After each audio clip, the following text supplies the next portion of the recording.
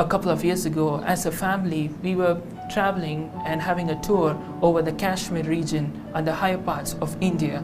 You know, when we go through those areas, that's where we have the Himalayas, the most momentous, the big, huge, unconquerable Himalayan region.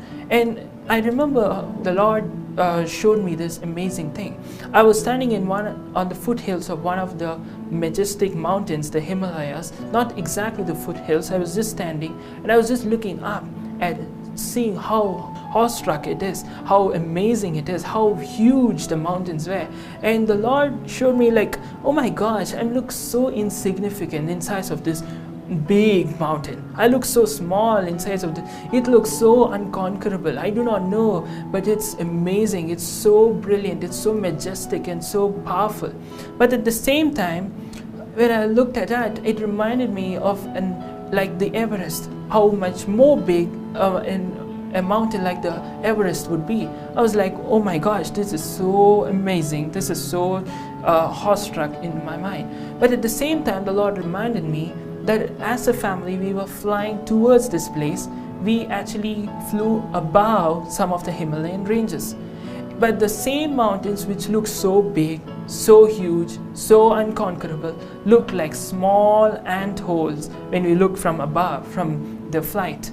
The thing is this, it was the same mountain range. It was the same Himalayan range. The same mountains which look so big from where I was, looked so small when I looked at them from above.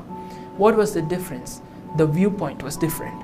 See, the same mountains that you're facing today, if you face it looking at it from your viewpoint, the natural viewpoint, like the way everybody else looks at it, you will be like, oh my gosh, I'm insignificant. That enemy is so influential. Those people playing politics against me, they have a stand better than me because they are more powerful.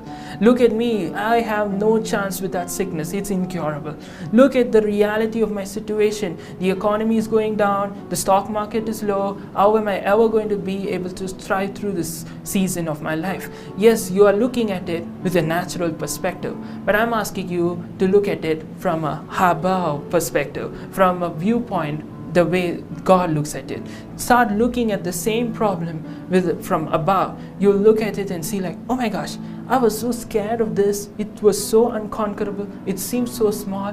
But now when I look at it from a higher perspective, when I start looking at it from the way God looks at it, when I look at it the way that, oh my gosh, so much of power, I think like, oh my goodness, that is nothing in comparison to our God.